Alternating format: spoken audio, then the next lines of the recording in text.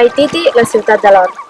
Hi era un jove anomenat Fan, que buscava Orm amb el seu pare mentre la seva mare cuidava la casa amb molts lloros. Un dia, arribant un ancià, demanant menjar, li va oferir una bola de plàtan rostit.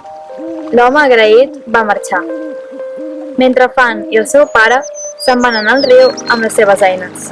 L'ancià, des de darrere d'uns arbres, es va llançar una llavor d'or, que recollint, feliços la van canviar per coses que necessitaven.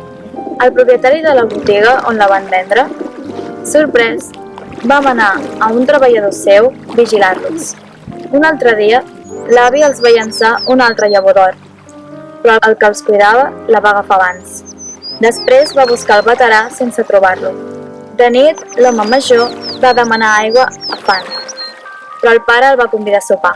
Es van passar molta estona xerrant, i com era tard, li van deixar dormir a casa.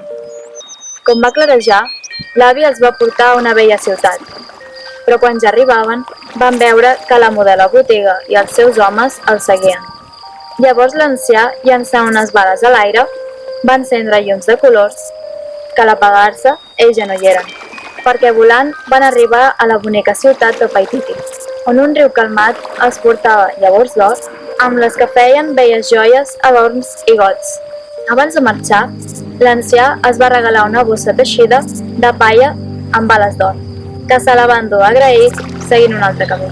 L'amo de la botiga, quan els va trobar, se la va quedar, però veient que les bales eren de Fan, enfadat, les va llançar a terra, però el pare de Fan, recollint-les, va tornar a casa. Arribant, primer va mirar la bossa, veient que seguien sent d'or. Feliç, les va donar a cada família pobra del poble.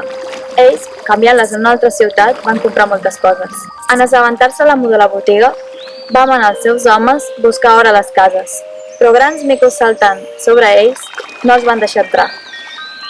La gent va riure perquè veien micos de la mida d'un dit acariciant-los.